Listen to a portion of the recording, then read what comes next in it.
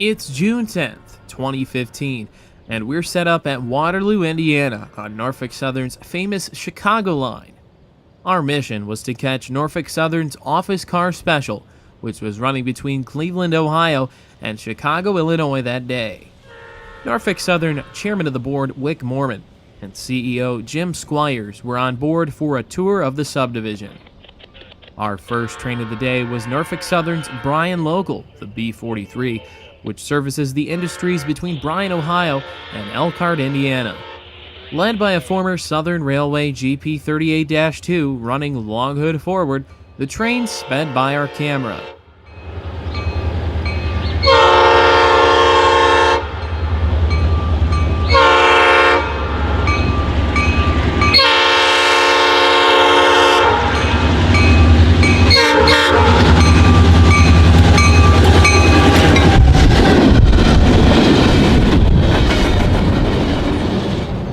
As soon as the B43 cleared the station platform, it met an eastbound intermodal train, the 24Z, under the former New York Central Signal Bridge.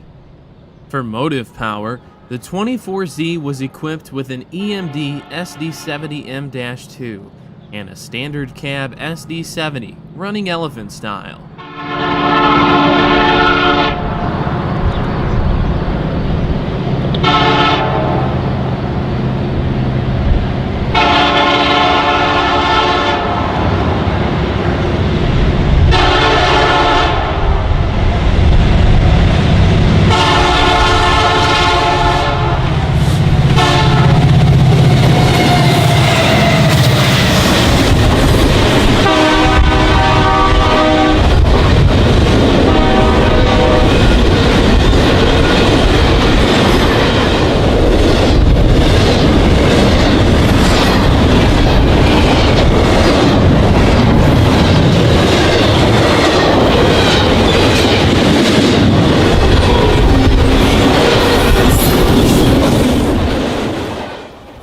In this video, you'll see an array of heritage trains in Northwest Ohio, ranging from office car specials to heritage units on the Norfolk Southern and CSX lines.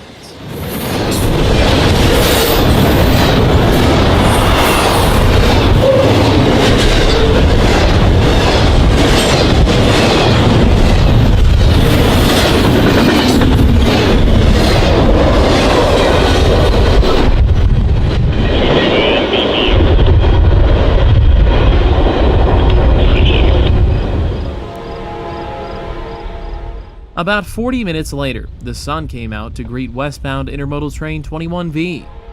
Following behind the 21V was the office car special, running as train number 951. With the CEO of the railroad on board, including various other executives, a railroad police officer was dispatched to make sure the rail fans wouldn't trespass, and watched us closely from the station platform.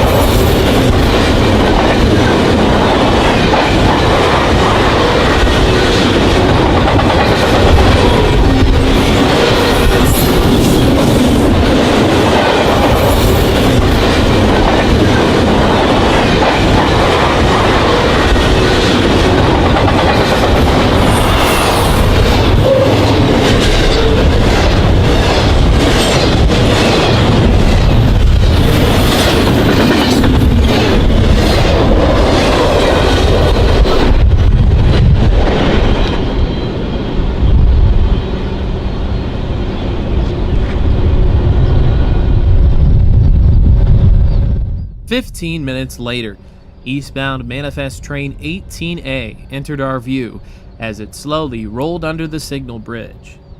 18A had quite the consist, with a long line of John Deere farming tractors in tow. The 18A would meet the westbound office car special at speed.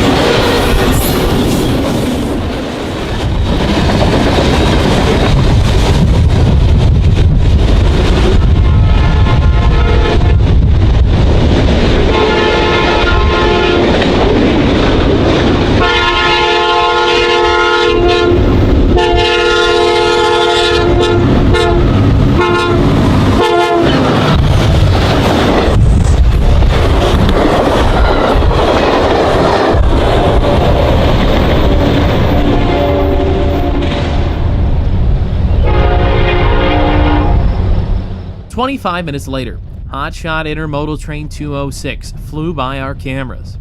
The 206 is one of Norfolk Southern's highest priority freight trains and can be seen every day on this line.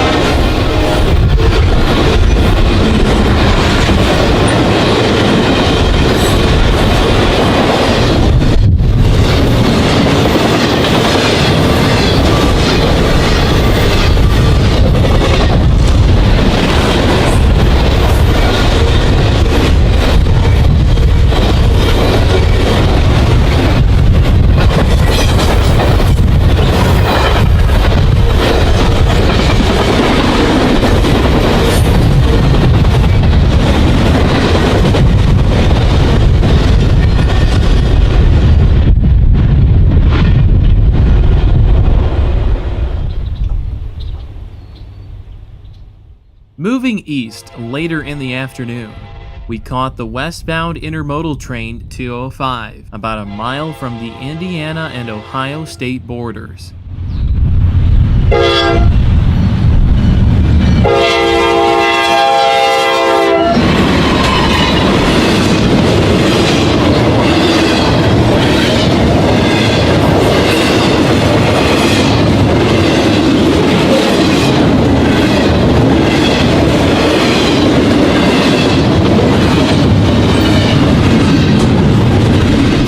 We were surprised to see the grade crossing signals without bells of any kind.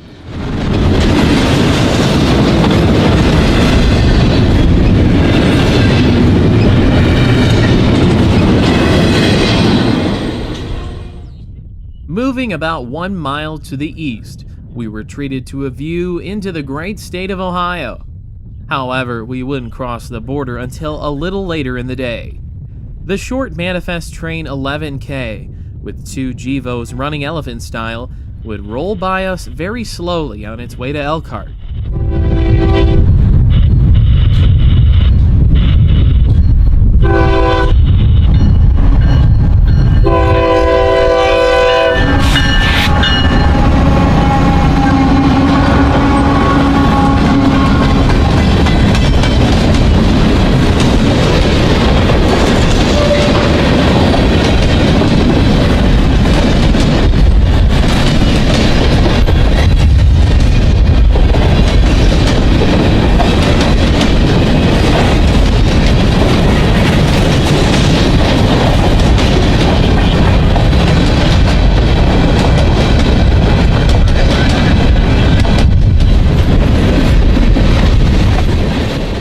There was a speed restriction in the area because a maintainer was working on reactivating a hotbox detector in Butler.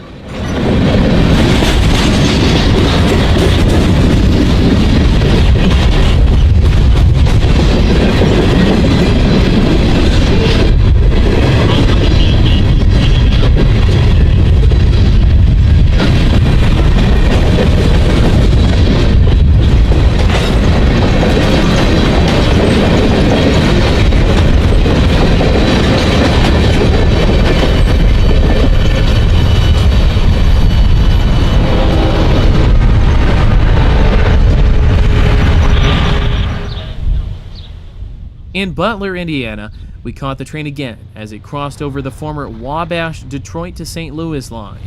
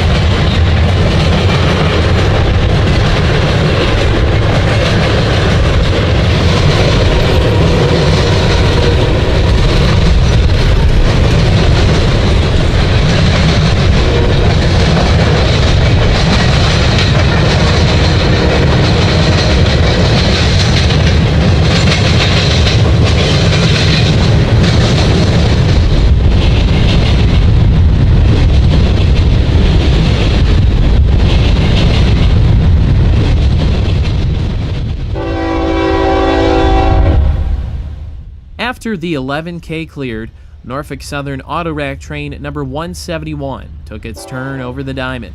The train is bound for Spring, Texas for its final destination.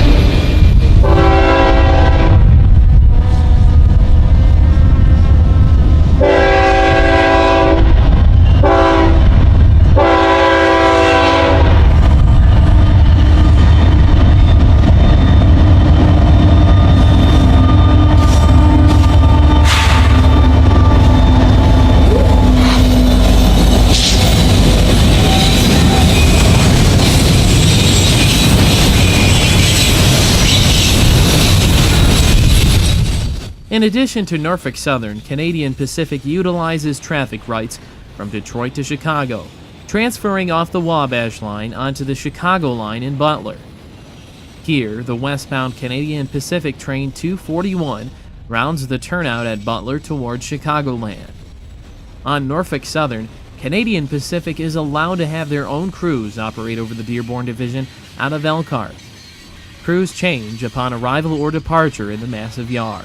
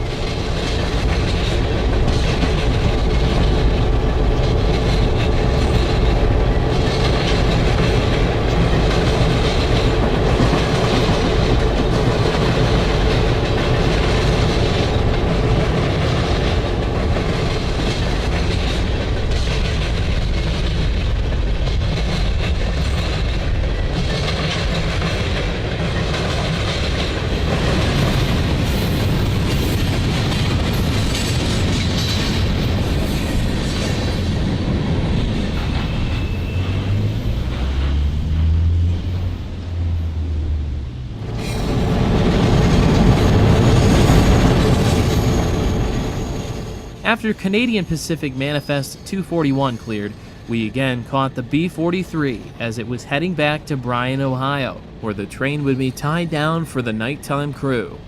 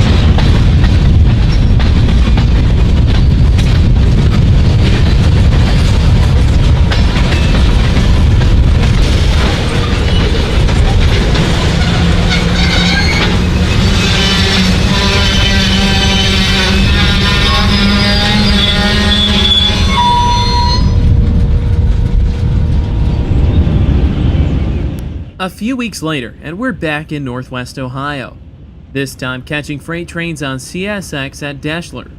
Our first train on a very dreary June 29th would be the westbound empty ethanol train, the K426.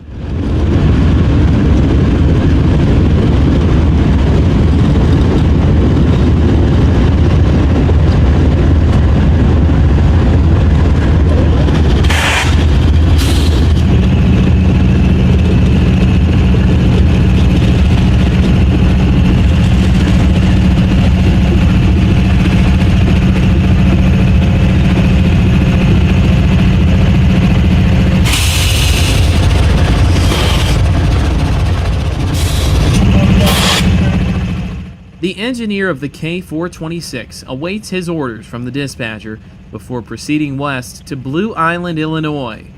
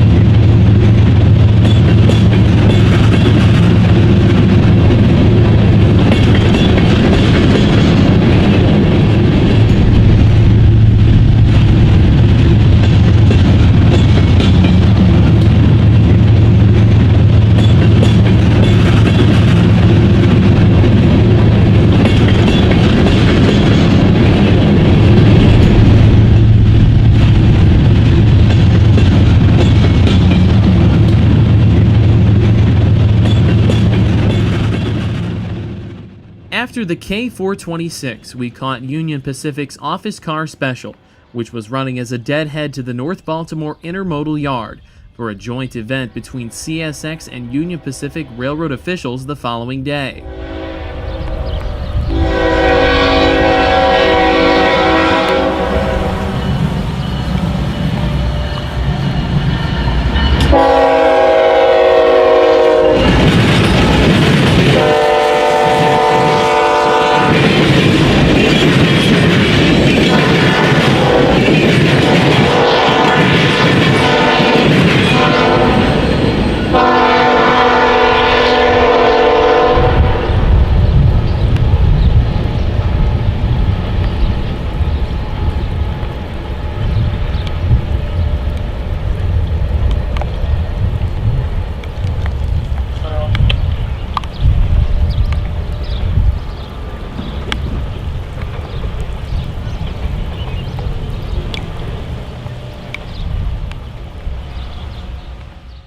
About 10 minutes later, CSX train Q324 rounded the Y at Deschler, turning onto the Toledo subdivision. This train is a daily Bar Yard to Stanley Yard manifest, and is usually quite long. Today's Q324 was led by CSX AC 4400 number 391, the Spirit of Dante. Clear, West Deschler R324 out.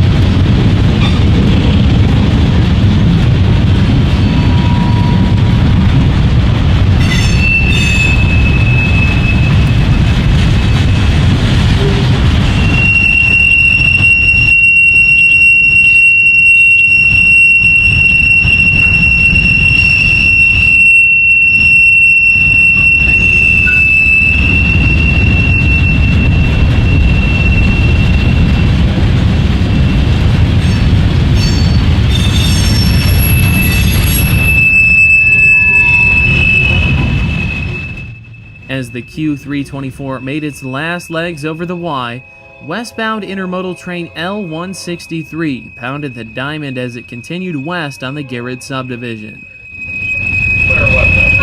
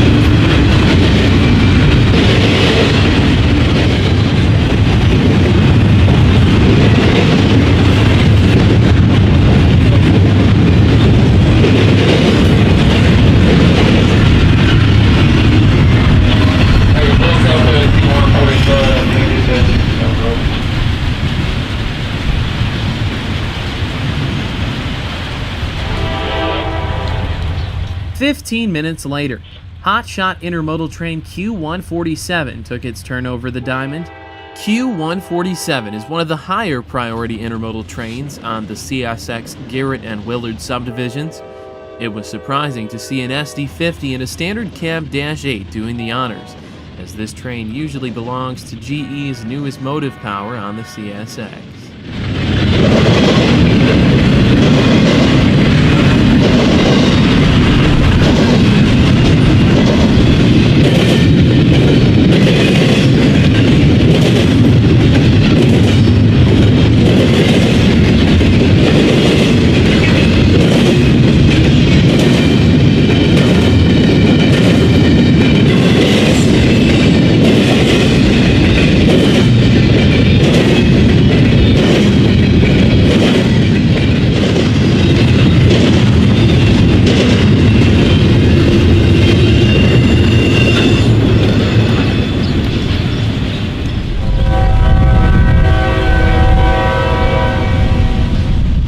Later in the afternoon, we caught the eastbound autorack train Q206 with a BNSF Heritage 2-9 leading. The Dash 9 was equipped with a Nathan K5HL horn instead of the usual Nathan K3LA horn found on the majority of BNSF's Dash 9 fleet.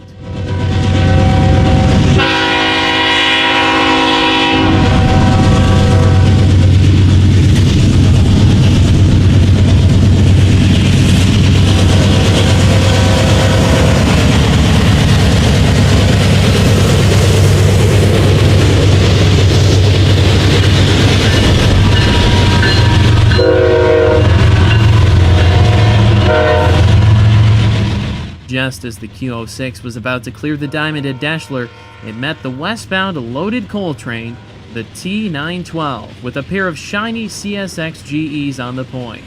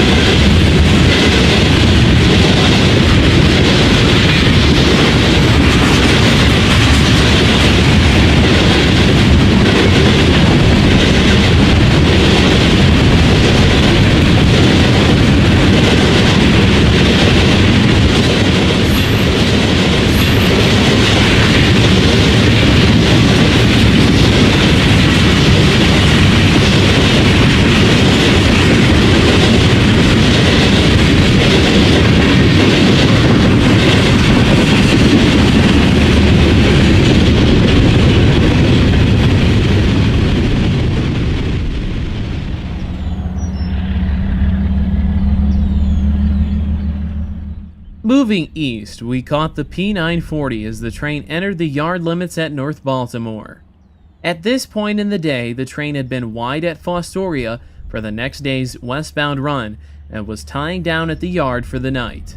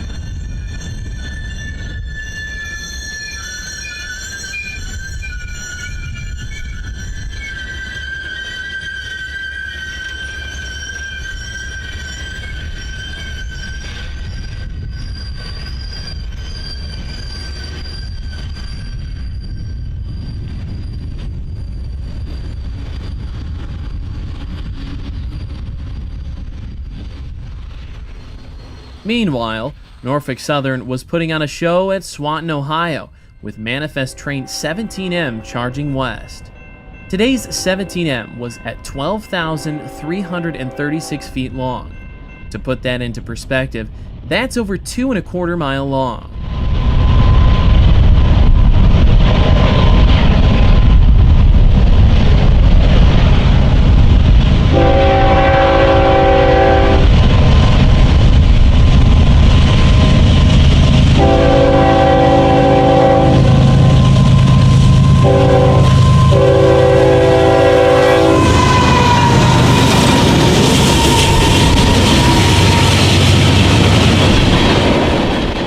The three General Electrics on the point were working so hard to pull the massive train that the heat exhaust from the locomotives actually made our camera go out of focus. This was one of the longest trains we've ever caught on camera.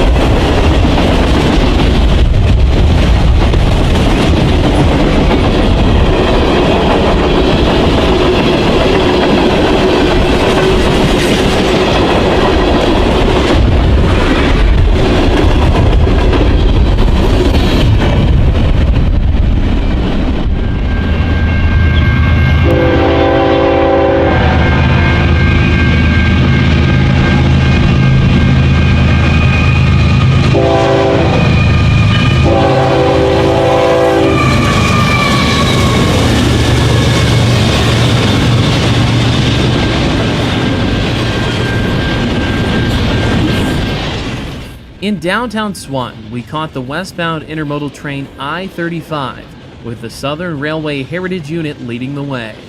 Note the older style New York Central signals being replaced by the newer Darth Vader style signals in the background.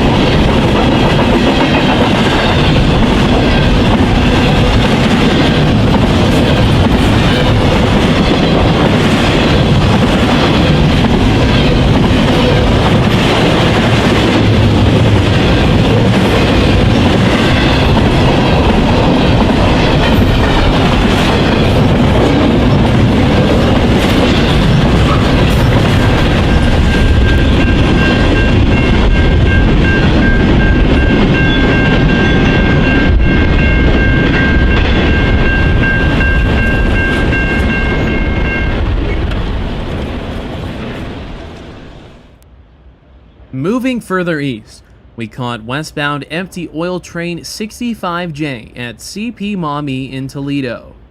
This train was led by a pair of former Conrail -8 locomotives.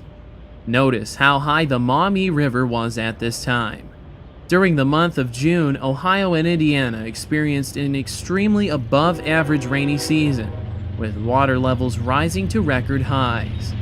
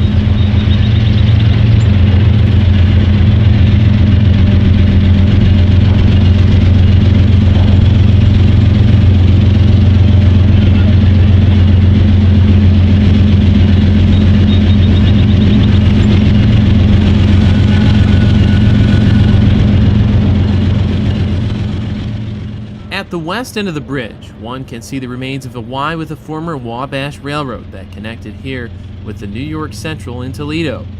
The Wabash tracks were removed sometime in the 1950s or 60s when passenger service on the line ended.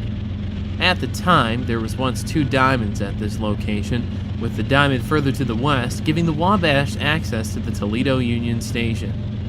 The other diamond was to the middle grounds, where both the Wabash and the Baltimore and Ohio had freight houses. Today, the Owens Corning Company headquarters are built over where the freight houses once stood. At the time, the tower that guarded the diamonds was pre-CTC.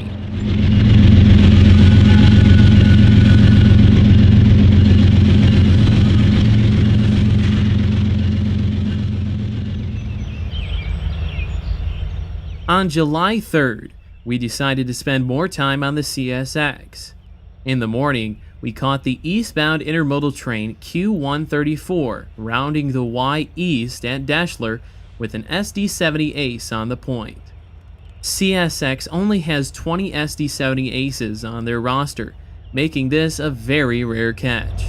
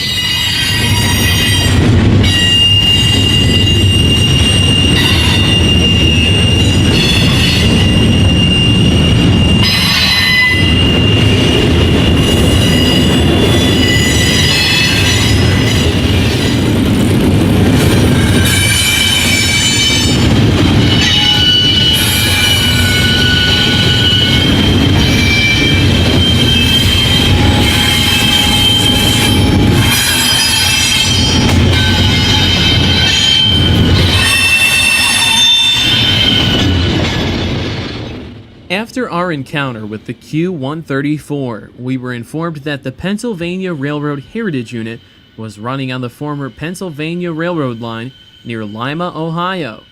Not missing up on an opportunity to shoot the train, we quickly made our way to North Robinson, Ohio at milepost 194.7.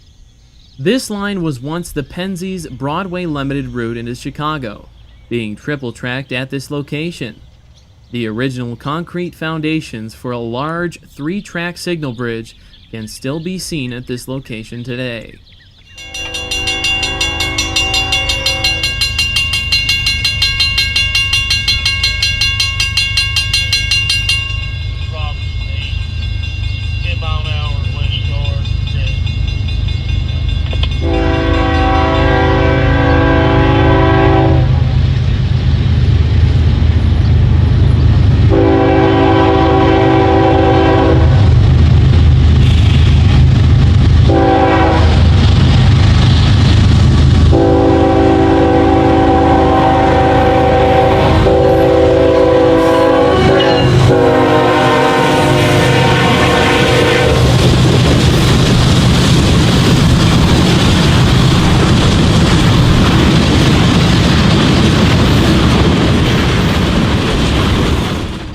At CRESTLINE, we caught the train with more Pennsylvania Railroad position lights, along with several other rail fans from the area.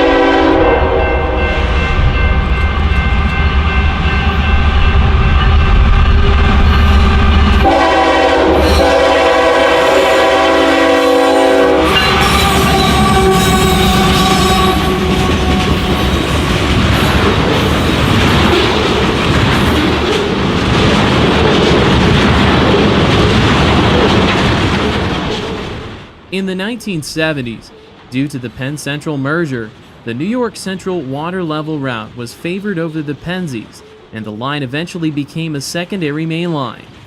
Today, the line is owned by CSX and dispatched by Norfolk Southern while being leased by the CF&E Railroad.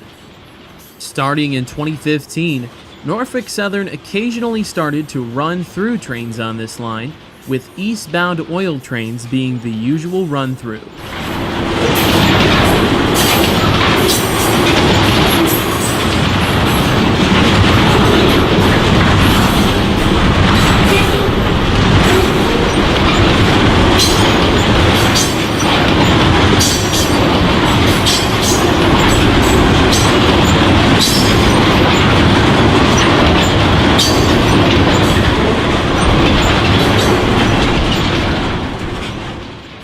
After catching the train near Mansfield, Ohio, we ventured north to Wauseon, Ohio, catching the single-stack intermodal, the 23K, as it roared westward through town.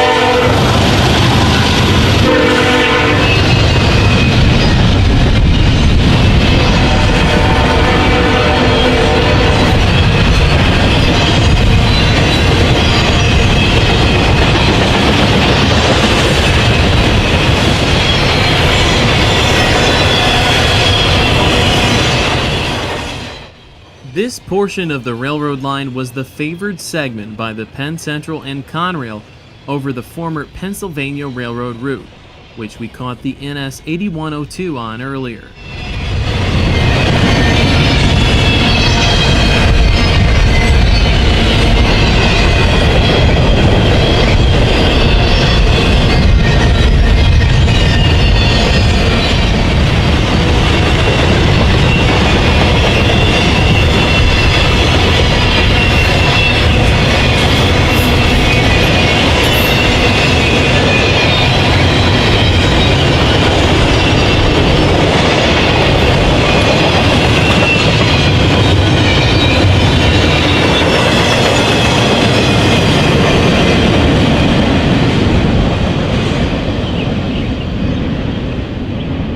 Norfolk Southern, milepost 320.0, track 1, no defects.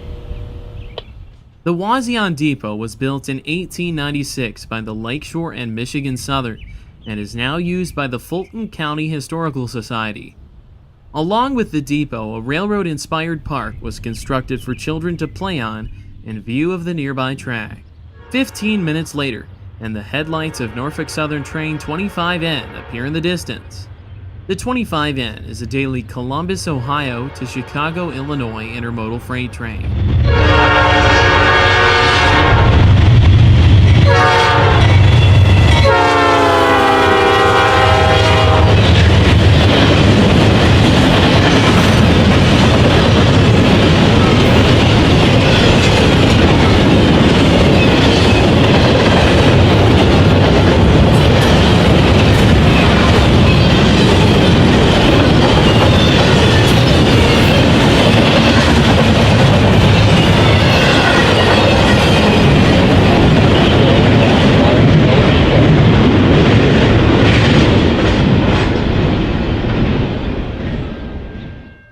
A few children gathered together to watch the passing of westbound intermodal train 21T, which is often accompanied by several autorack cars.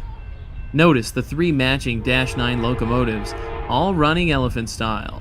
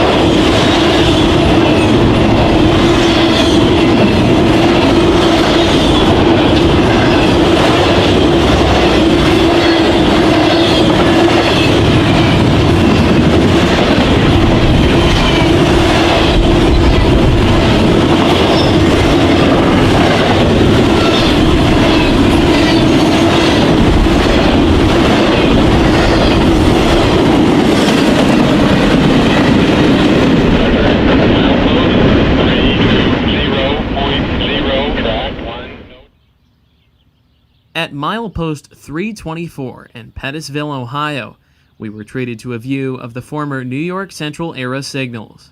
In the background, one can see their replacements being set up for activation later in the summer.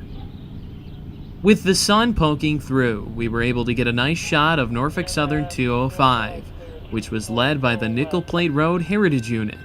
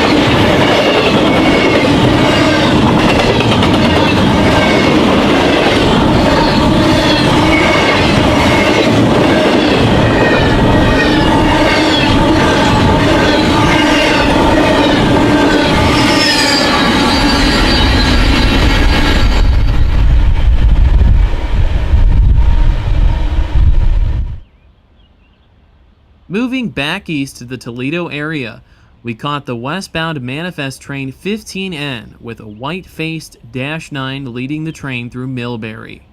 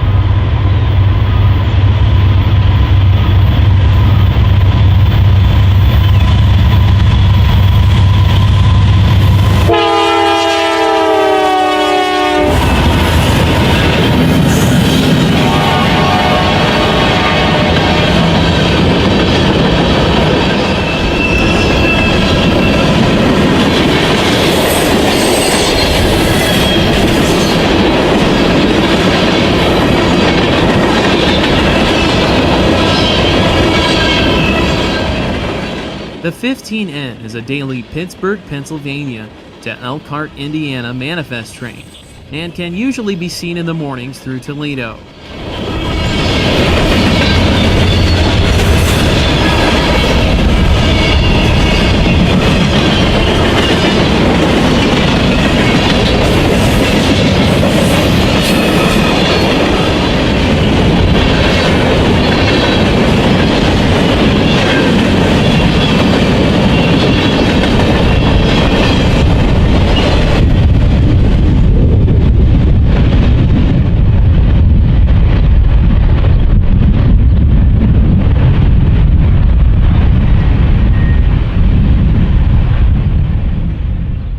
"20 minutes later, and the westbound manifest 11T rolled through Millbury with a pair of GEs on the point.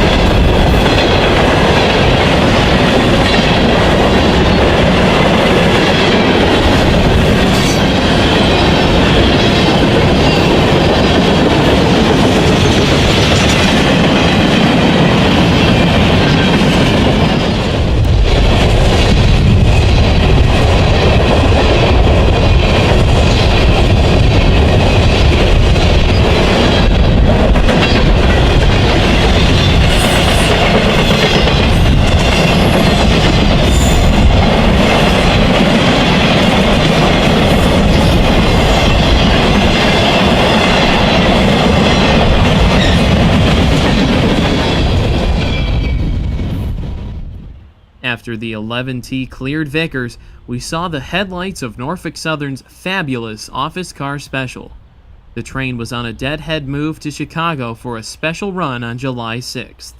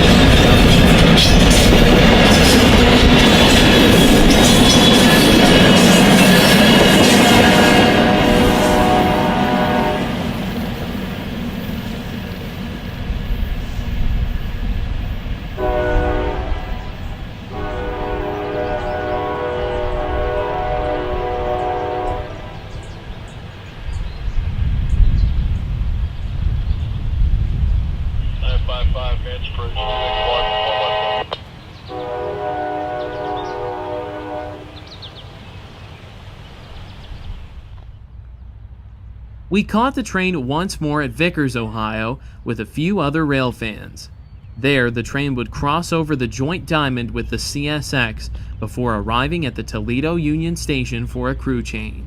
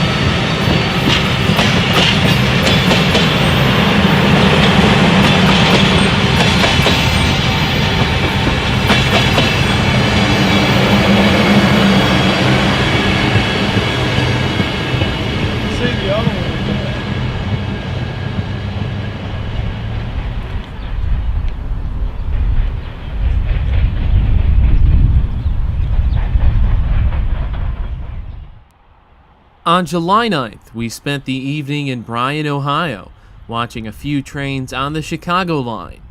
At milepost 340, the New York Central GRS-type signal masts still stand, but not for long, with their replacements looming in the background and awaiting activation. Our first train of the evening was eastbound intermodal train 20K. The 20K is a daily Chicago, Illinois to Jersey City, New Jersey freight train. The third unit in tow is a rare bird, a former Conrail SD-80 Mac.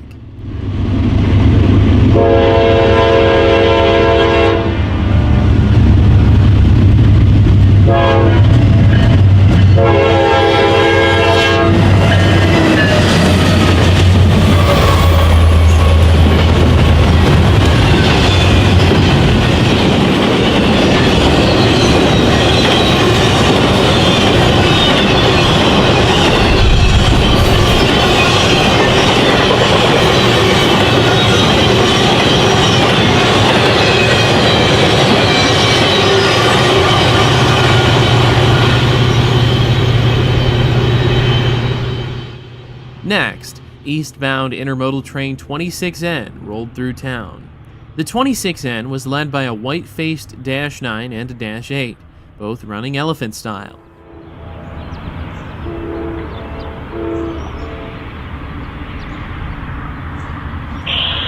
Track 2, no defects.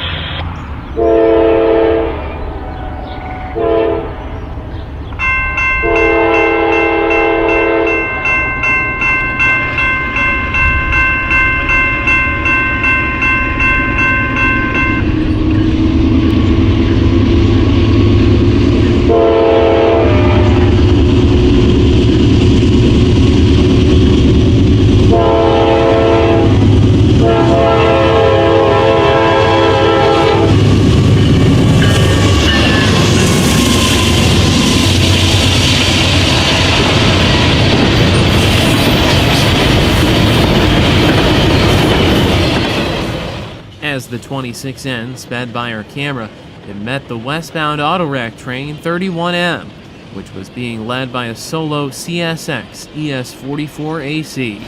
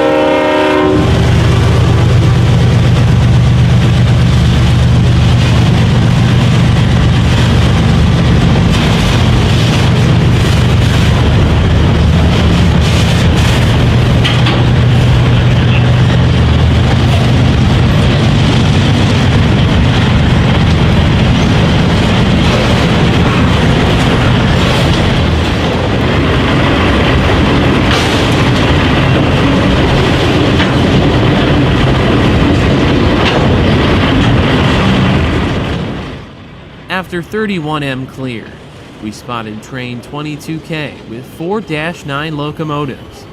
3 of the 4 had white faces. The 22K was bound for Ayer, Massachusetts, and would be the last freight train we caught before the sunset.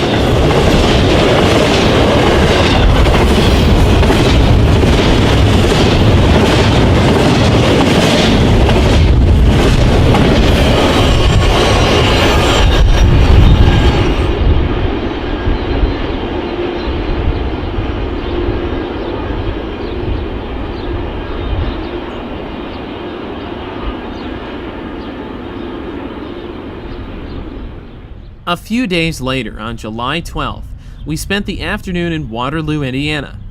Waterloo is located at milepost 367 and has a historic depot which is now used as a town meeting hall. The depot was built by the Lakeshore and Michigan Southern in 1883 and was moved to its current location several decades ago. Today, only a small platform and a shelter act as the town's depot for Amtrak. The first train we caught was Canadian Pacific westbound Autorack Train 147. The train is carrying brand new cars from the Toyota plants in Cambridge and Woodstock, Ontario.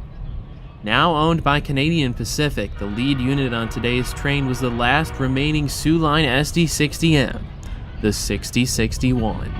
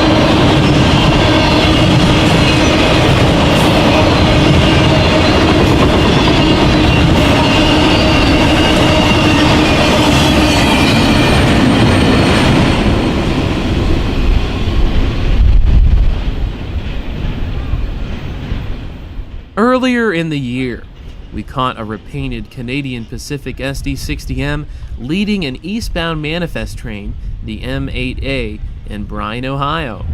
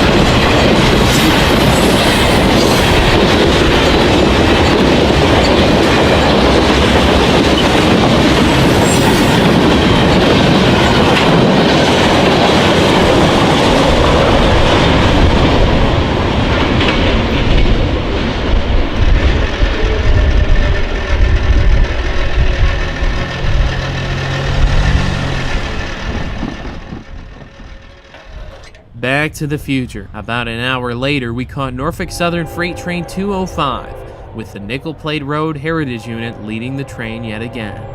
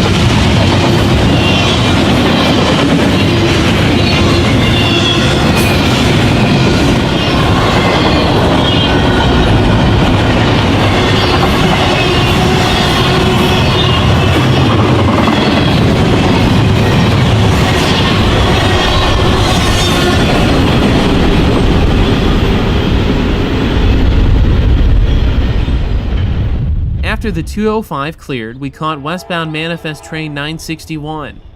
The 961 is usually a light power move from Toledo to Elkhart Yard. However, a short train of general merchandise was added behind the 6 locomotives. Note the trailing locomotive was a standard cab NS SD60.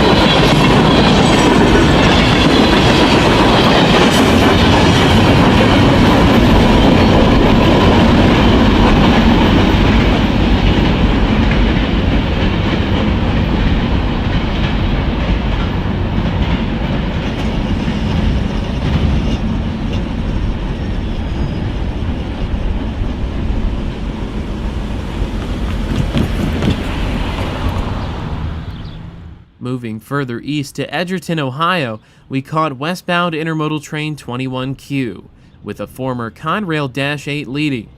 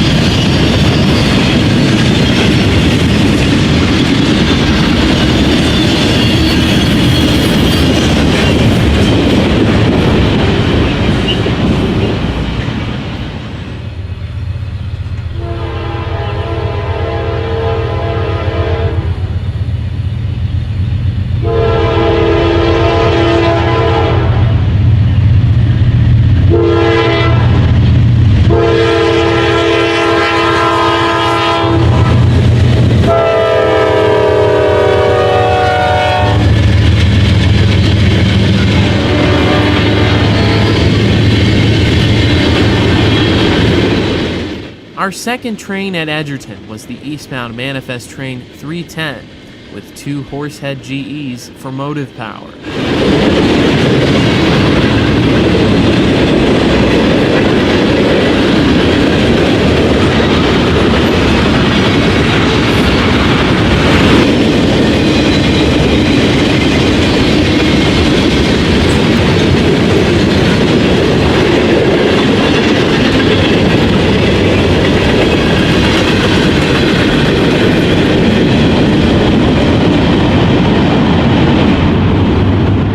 As soon as the 310 cleared, 31M rolled west with Norfolk Southern Dash 9 numbered 9361, which was running solo. Note the different style numbered decals on the side of the cab.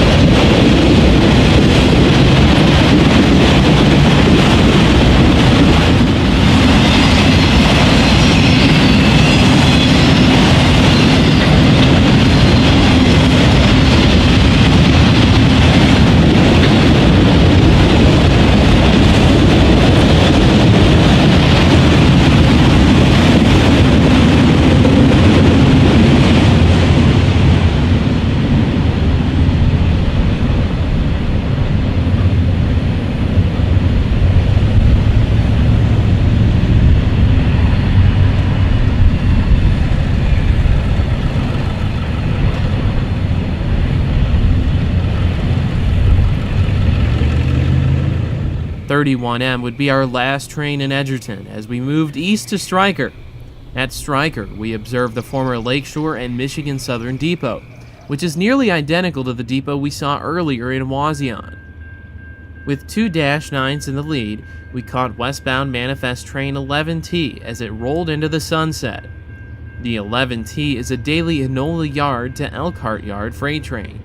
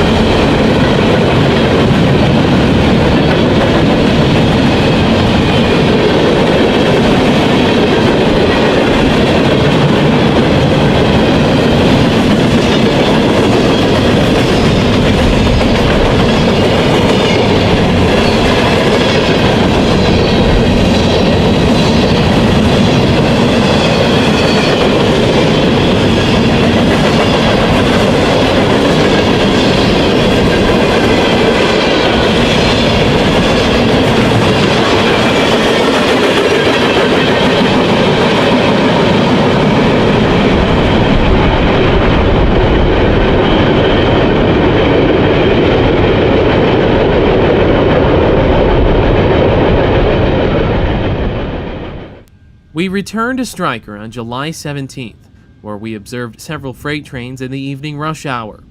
Our first train met just west of town, with the first train being the 205. Note the second unit on the 205 was a Triclops SD60M. After the 205 clears, the 24W will roll east through town.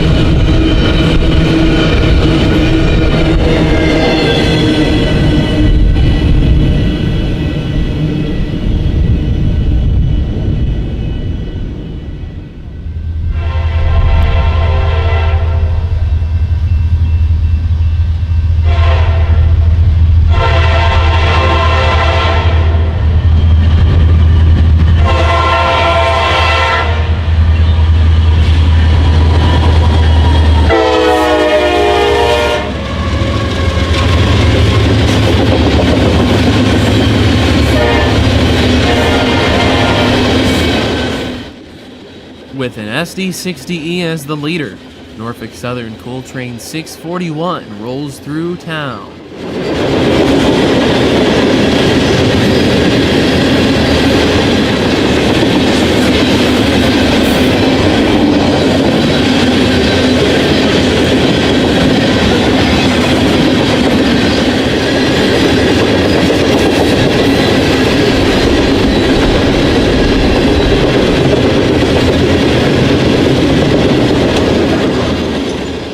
At this time in the evening, it began to rain. Several of us rail fans took shelter under the canopy of the former Lakeshore Depot. Next, the daily Detroit to Hammond Autorack train, the 31M, cleared through town in the pouring rain.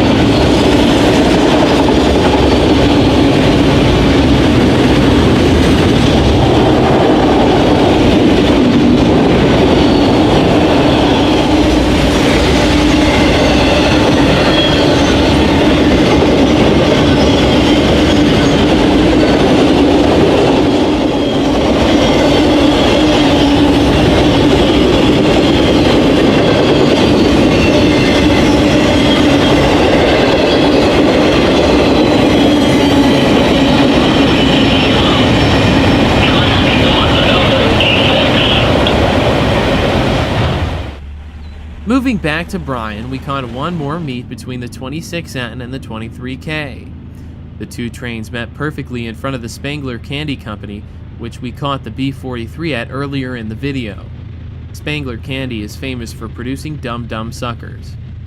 For rail fans who enjoy watching the whole train, we left this sequence untouched for you.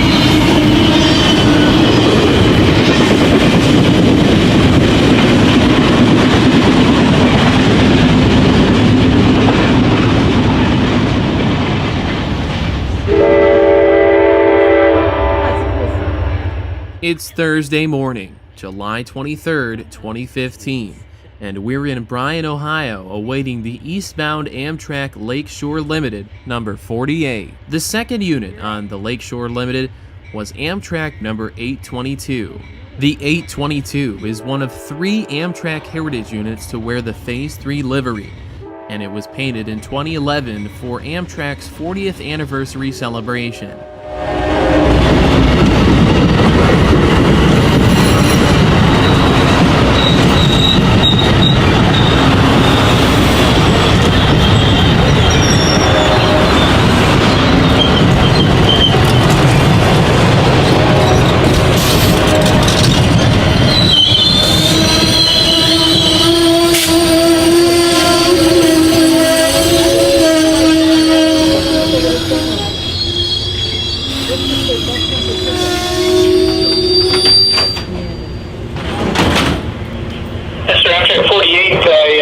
False activation for you.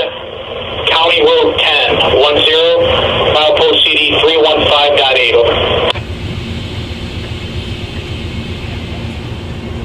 Roger, that's a false activation, County Road 10, milepost CD 315.8, over. Roger, 224 AM JD, over. Roger, 224 AM JD. Roger, thank you, and this is Toyota South. Track 48 out. The train was about an hour late, and an anxious father awaited to greet his boy back home. Daddy! Hi. Hi, Dad. What are you doing? Taking a picture. How was your ride?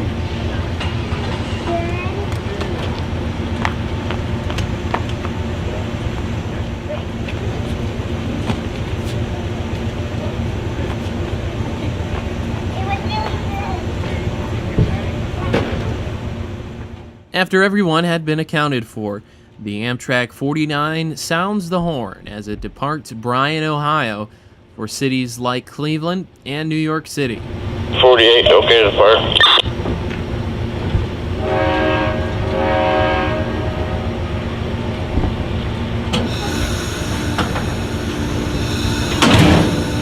Track 48, depart BRYAN.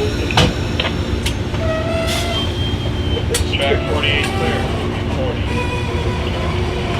Track 48, J. West dispatcher. This one was going after 48 order.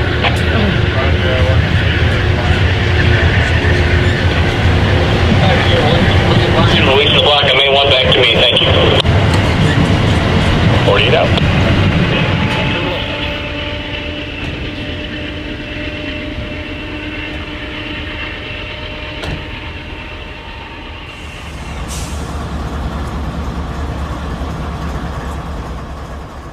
On August 6th, 2015, we found ourselves in Fort Wayne, Indiana, at Piqua Yard.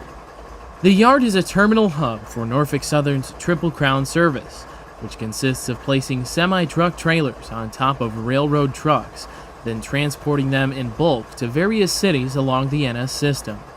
These cities that are served include the following locations: Atlanta, Georgia; Bethlehem, Pennsylvania; Chicago, Illinois; Dallas and Fort Worth, Texas; Detroit, Michigan; Fort Wayne, Indiana; Harrisburg, Pennsylvania; Jacksonville, Florida; Kansas City, Missouri; St. Louis, Missouri; Minneapolis, Minnesota; and Sandusky, Ohio.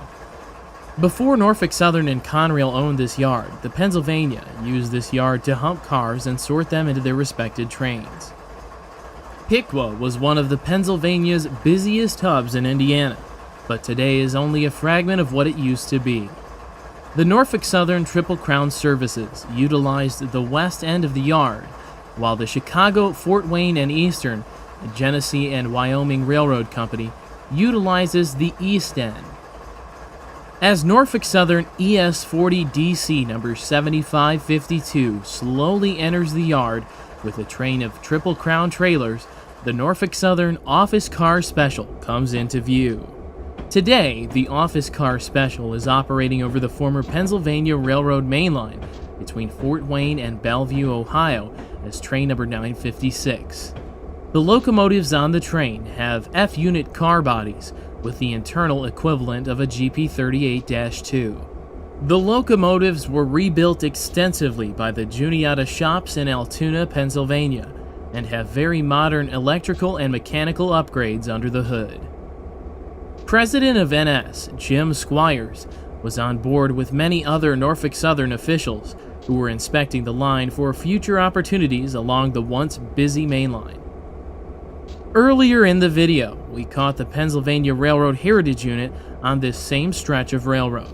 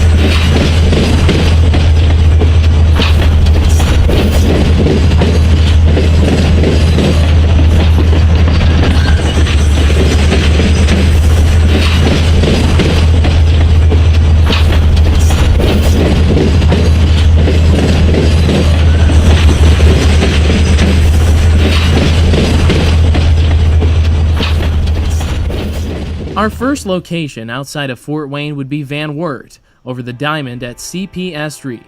The diamond at Estrie was once shared with the New York Central's Cincinnati Northern Railroad, which operated between Jackson, Michigan and Cincinnati, Ohio. The diamond is still in place, but the Cincinnati Northern no longer exists in its original form. Instead, this portion of the Cincinnati Northern is a small fragment left by Conrail. Other fragments remain in Jackson, Michigan, BRYAN, Franklin, Paulding, and a longer segment between Ansonia and Greenville, Ohio. Last spring, the nickel plate road 765 was wide over the fragment in BRYAN as part of a 21st century steam excursion. From the air, we caught the train with the Van Wert County Courthouse in the background, which was built in 1876 and is among the National Register of Historic Places.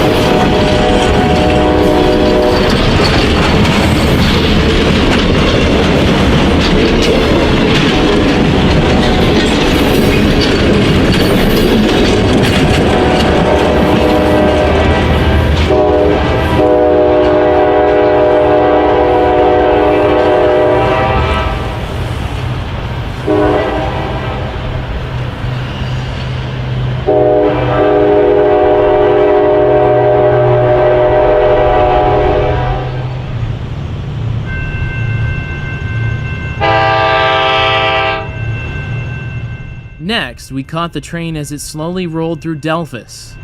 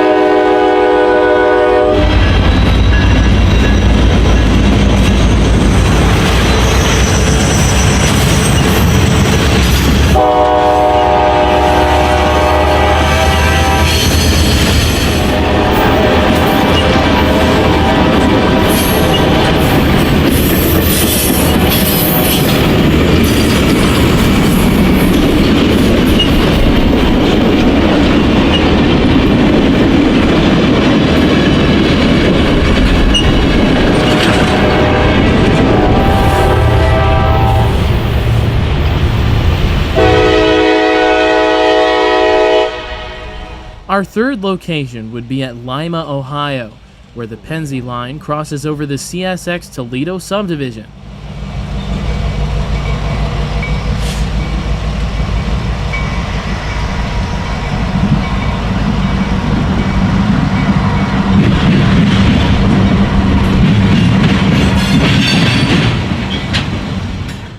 After a CSX local cleared the diamond on the Toledo sub, the 956 continued east.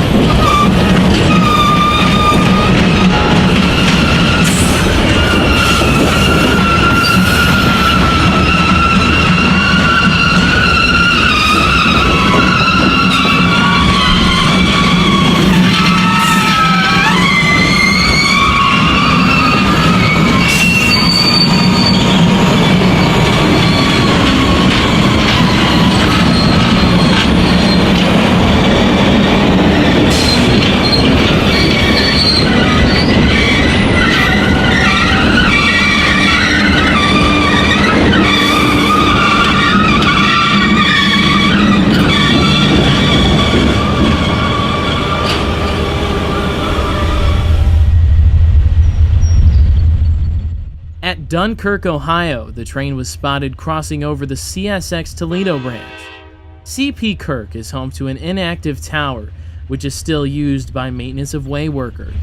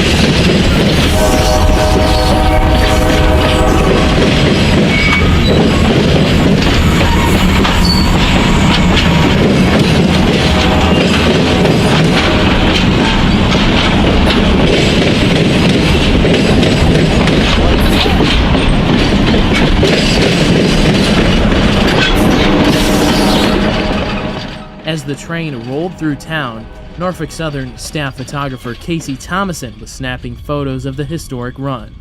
You can see him from the air as the train rolls east, waving at the camera. Our final location was Upper Sandusky, Ohio, where yet again the train crossed the CSX, this time over the Columbus subdivision, which runs out of Fostoria.